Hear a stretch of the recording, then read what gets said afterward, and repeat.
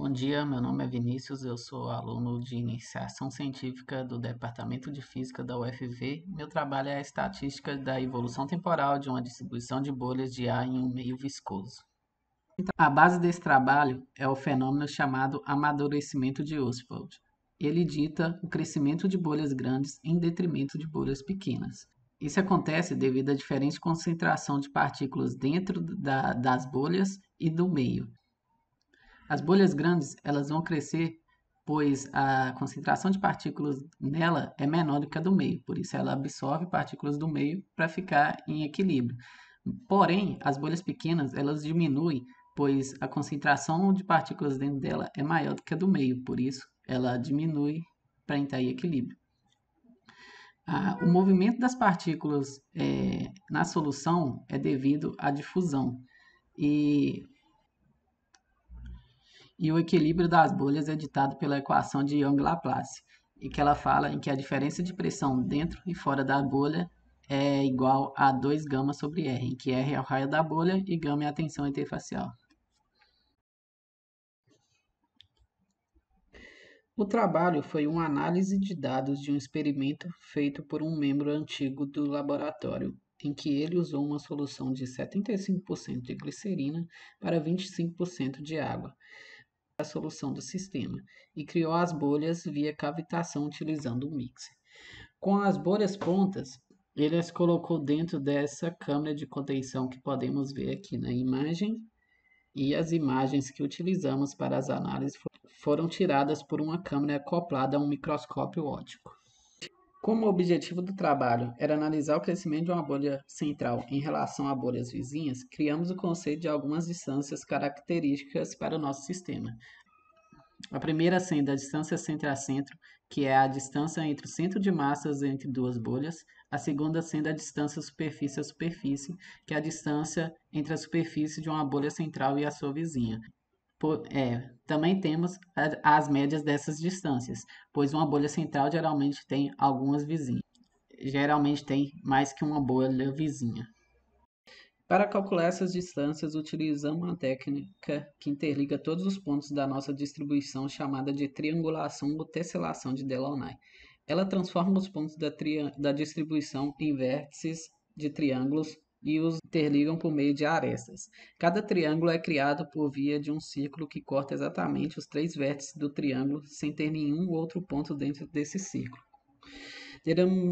Denominamos bolhas vizinhas pontos que estão ligados por uma aresta. Fizemos essa triangulação em Python utilizando a função Delaunay da biblioteca SciPy Spatial. Aqui podemos ver uma imagem do experimento sobreposta pela rede de Delaunay criada pelo nosso programa, em que os pontos pretos representam as bolhas, as linhas verdes são as arestas que ligam as bolhas, esse ponto azul é uma bolha central em que os pontos vermelhos são suas vizinhas. Para a análise, foi retirada as bolhas mais de fora da tesselação, que são os pontos coloridos cortados por essa linha amarela, pois a conectividade das bolhas não reflete a realidade. Elas estão conectadas a bolhas mais externas que não aparecem na imagem. Chamamos isso de convexo ou contorno convexo. Para garantir que esse efeito de borda não afetará os resultados, retiramos 2 camadas de bolhas. Quando observamos uma distribuição de uma distância característica, aqui no caso do DCCM, observamos que a curva preta com a filtragem do convexo fica mais suave que a curva vermelha. Além disso, temos uma melhora. Além disso, podemos observar uma melhora na estatística do sistema, como podemos ver aqui na diminuição do erro do valor da média da distância. Outra característica que tivemos que decidir é a circularidade das bolhas do nosso sistema. Durante o tratamento da imagem, o programa usado, o ImageJ, exclui bolhas que têm circularidade muito baixa para retirar sujeira ou efeito de bordas.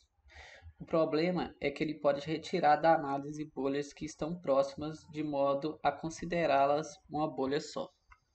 Porém, quando observamos a curva E a estatística da nossa distribuição, vimos que não houve uma mudança significativa.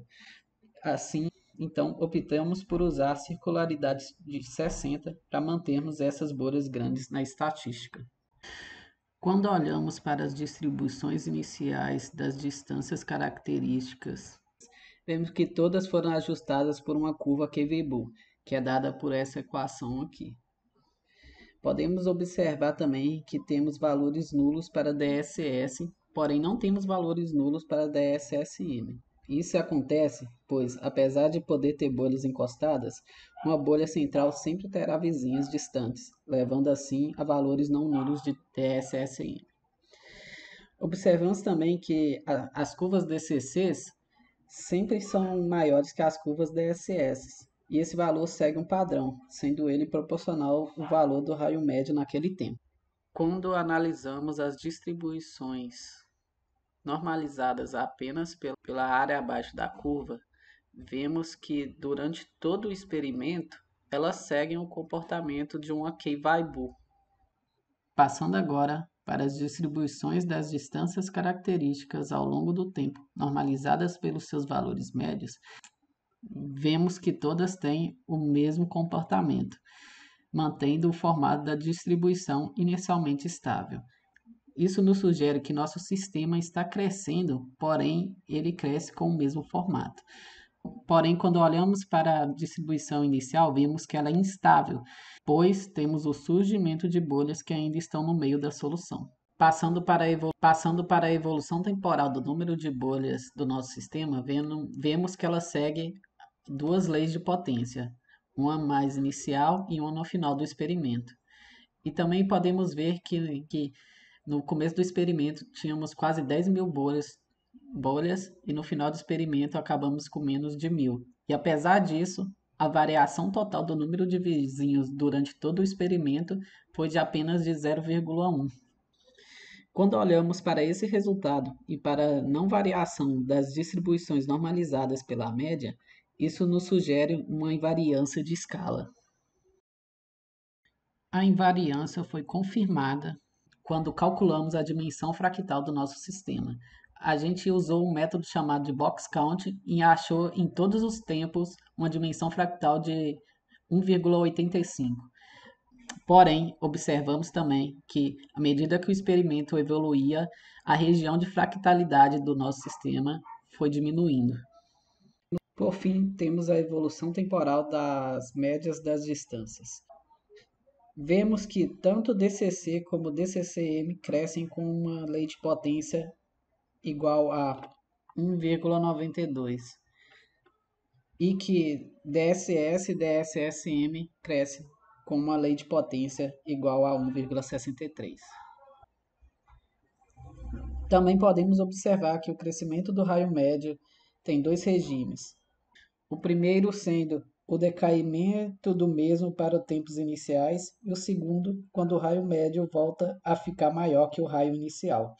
Porém, em nenhum momento da sua evolução temporal, o raio médio cresce com a lei de potência bem definida. Podemos concluir que a mudança da circularidade não afeta a estatística da nossa distribuição, porém, o filtro do convexo afeta a estatística da nossa distribuição, melhora ela, no caso. Também vimos que o número médio de vizinhos é de 5,92 ao longo do experimento, além de não termos uma variação da distribuição normalizada pela média. Isso nos leva a uma invariância de escala que foi confirmada com a gente medindo uma dimensão fractal de 1,85 em todos os tempos do nosso experimento. Eu gostaria de agradecer a todas as organizações de apoio financeiro, além do laboratório que eu faço parte, que seria o Laboratório de Microfluídica e Fluidos Complexos do Departamento de Física da UFV.